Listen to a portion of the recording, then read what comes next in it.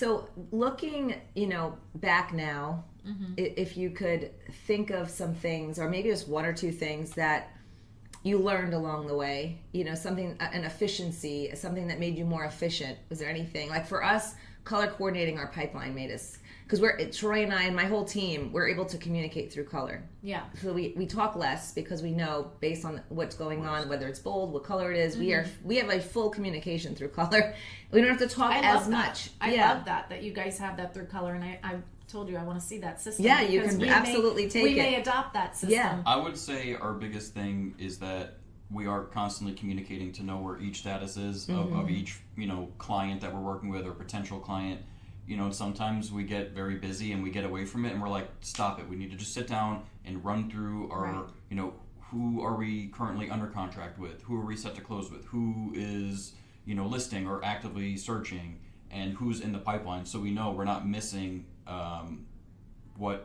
where we're at with each individual client. Yes, right, and just stay on top of it. Yeah, we do a weekly pipeline review and then daily touches. Yeah. Because you just want to make sure everything is right, and there's some critical dates that we have to maintain. Exactly. So I will say, for a long time leading up to Mike coming in, I struggled with the calendar, with making sure that I time blocked and I knew what I was doing when I was doing it. And since he's in, we are very good about the calendar. So we always know where the other is going to be, who's going to take care of what, and we have summary sheets for each file that we go through and we check off, okay, what's coming up tomorrow, what's coming up this week, to make sure that we understand. But I do love this color coordinated system, and I want to know all about that. We kind of do that with our calendar, because we have things in our calendar that are work related, and we have things in our calendar that are personal stuff, and we do have colorized in that sense of, if it has nothing to do with work, we're not going to put it in the color for work. Right. That way we understand, is it a doctor's appointment? Do we have to go to our daughter's school for something? Right.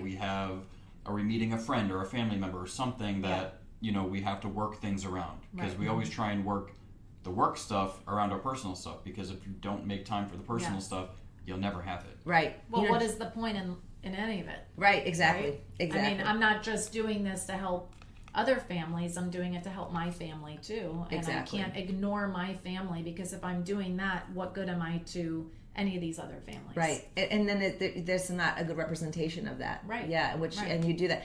John Maxwell once said, he was in a meeting with us, and one of our Pat Flood had John Maxwell, the author, come in, and he said that what he did, and I love this, and I now have this as part of my life, is that he would sit with his family, because he did a lot of traveling. He's a world-renowned author and leading all over the place. So he would sit with his family, and he would make sure that before he planned his month, that his family was in the calendar first. Yeah.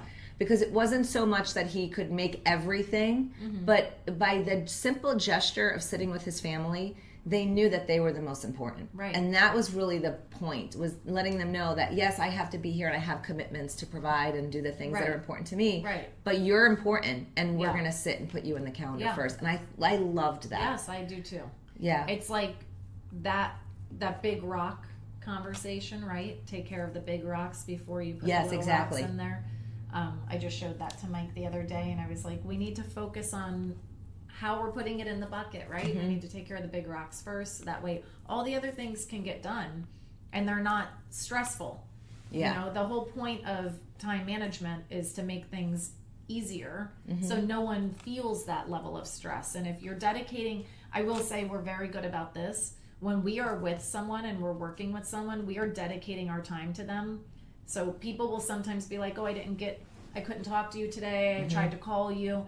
Well, I understand, but unfortunately I was with another client. Yeah. And they deserve the same attention that I gave to you when we were looking for your home.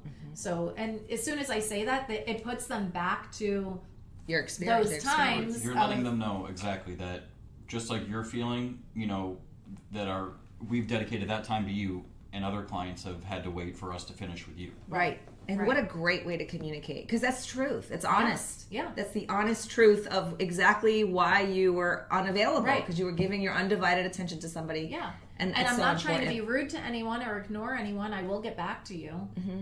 But just sometimes certain things need our attention and our undivided attention. Right. And I know for me, when I'm working with someone, I don't want them answering other people's messages while they're working with me. I want them to dedicate their time with me. Yeah. And I always put myself back in the shoes of the consumer. But it's having a system, that's a simple system that you have in place now to be able to communicate that.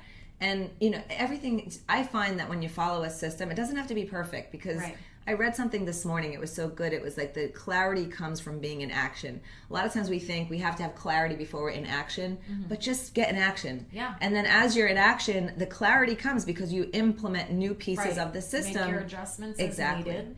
And it's not about doing the most amount of business. To me, systems is about quality of life. Yes. If you have a good system in place and you know what to say, you have a better quality of life because you've defined yourself as a professional, you've defined yourself as a parent, as a spouse, and it's like, okay, I'm just implementing new parts of this system, and evolves over time, and it's like, oh, my experience is better. Yes. We don't limit. I don't want to say that we like turn people away, but we're very selective on the work that we're doing, because it's not just like a churn mill. We don't need to just hurry up and get these deals closed. We want to really make an impact in this industry for the people that we know and the people that they know. And that gives us referrals because we're doing that. So God makes it happen when it's meant to happen. And we don't feel that we have to do all of this crazy lead generating, and obviously we reach out to our sphere and we connect with people daily, but some of the cold calling, I will not do it. I refuse to. Mike doesn't mind doing it, and that's great for him. Gives another part of business for us. But well, there's a benefit that we're trying to serve to people, and if we can do that, then that's why we're in it. Yes. Cold calling, there's a reason. Maybe they're an expired listing. Well, there's a reason they're an expired listing, because they weren't didn't guided. sell the price, presentation, and marketing, right? Yeah. Something wasn't done right, and we feel that we have the skill set and the honesty to tell them why it wasn't, and if they want to work with us, great. Yeah. If they don't, by all means, we understand that, and that's okay. Yeah. And finding that balance, just Yeah. being able to really understand and who to work with is very important, because some people, I think, going into the business, you have to really identify who's the right client for you. Yes. Because sometimes it's not the perfect fit. Yep. Correct. And having the courage to say, this is not the right fit. Right. Yeah. Right. And turning down something that it's not going to benefit your client or you, because you guys are not going to see eye to eye on something. Let them go with someone that they would see eye to eye with, and they'll be successful. Which is such an abundant mindset, Yeah. to be able to. So if you were to look back, let's say, years from now, you looked back at your business.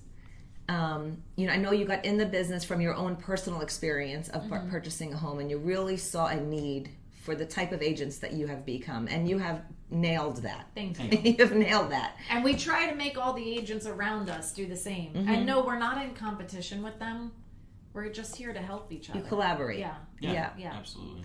Yeah, so looking back, you've aligned yourselves with a vision, which is why it's easier for you to make cold calls, because you're aligned with the purpose of your team and what it is that you do, and it's easy for you to make have those conversations because you're aligned with the vision of what you're here to do. So it makes it easier. I feel the same way.